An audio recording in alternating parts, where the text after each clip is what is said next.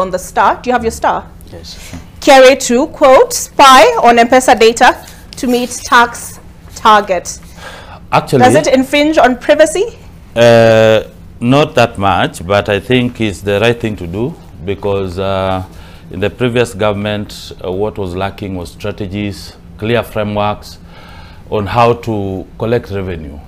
And it's very, very sad to know that almost 34 million Kenyans actually registered on M-Pesa, and only 7 million Kenyans have KRA PIN. So you wonder, are we lazy or are we not able to raise our revenue to build this country? So I believe I support this process because Kenyans transact a lot of money through M-Pesa, and therefore there's a need for us also to get some cash to also develop this country. So it's a good move. All right, Dennis? I want to agree with my colleague here, with my friend Omulo. It is a very bold move. The government wants to increase the tax base. I think in itself is a very good stuff, especially now that if you look at the financial budget 2022, there was a deficit of about 900 billion. So in the bid to ensure that this deficit is managed, there's need of increasing the tax base. So in itself is a very good thing. But my concern would be the expenditure. Then the current government talked about cutting down the government expenditures, which in itself is a very good thing.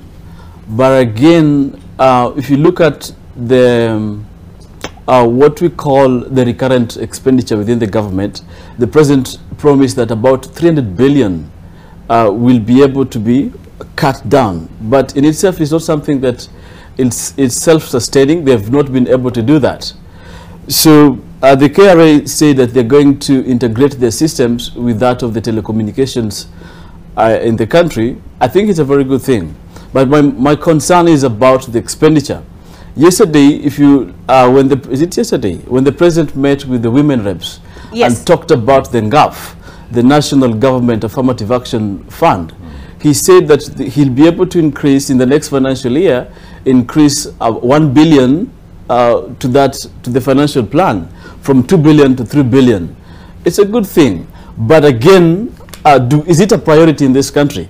If we want to cut down government expenditures, and again the president is talking about giving increasing the NGAF fund to 3 billion, it's not a priority. So my concern is about the expenditure of this money. Yes. Okay. What do you have to say on the subject, Kidimwaga? Is it, you know, a big brother scenario? I will avoid speaking to the question of data protection, but I will want to speak to the fact that no country has ever taxed itself into prosperity. And therefore, as the new administration is seeking to widen the tax base, the question is, do we have those Kenyans who then should be able to pay that tax?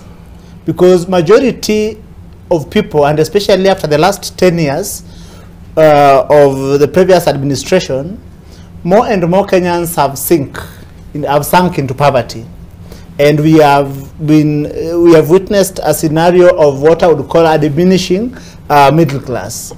So it means that when the government is saying that it is going to spy on your M-Pesa to try to bring you into within the tax bracket, the issue is, it is the young person, the olive working in the city, sending small monies to his relatives in the village, who then is, it is the same money that you send to your relatives that the government will seek to double tax.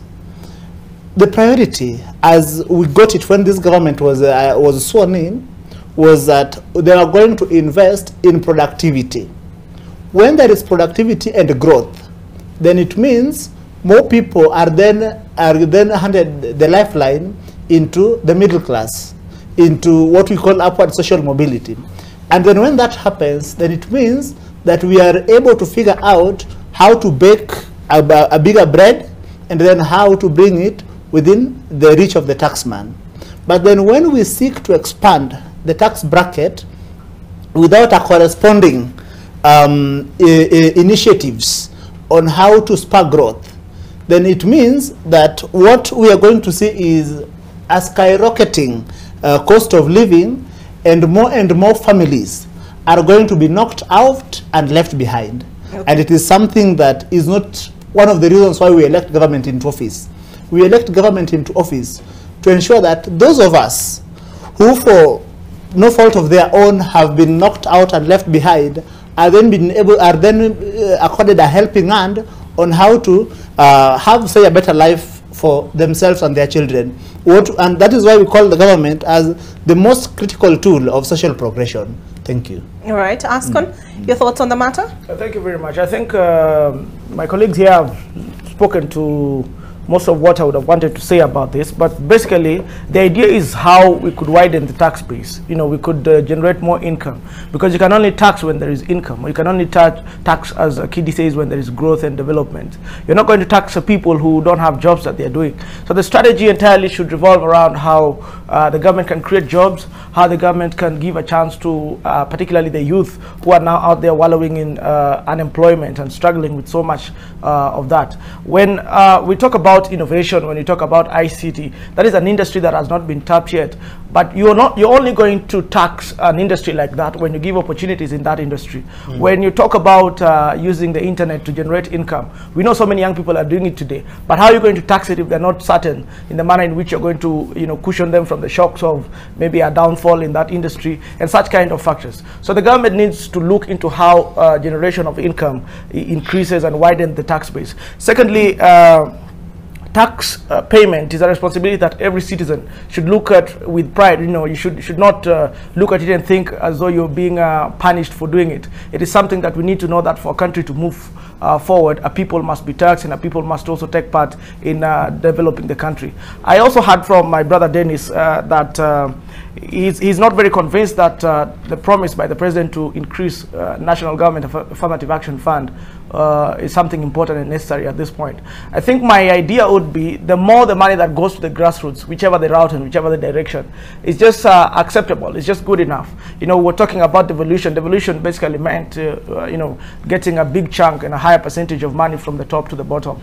Now what we are doing right now, what I think the president is trying to do now, is to devolve more funds through other routes. When you talk about the women reps getting 3 billion shillings more, we have women in the villages who I think need this money. While it might not appear that it is very important at this stage, I think whatever the route, whatever the direction that we take to send the money to the grassroots, it should be acceptable, and it also should be something that we very readily embrace.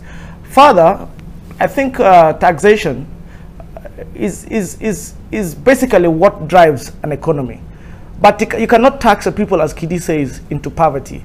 So we should also watch on the fine line between taxation, where we keep increasing taxes. When you go to pay as you earn, it's up there. When you go to VAT, it's up there. Right now, before you can import even a machine that you intend to use for your agriculture, I think the taxes are out of this world. Importing cars in this country is something else. So we need to reduce on taking the tax up, and emphasize more on widening the tax base, that is through production and developing the base of the strata. Okay.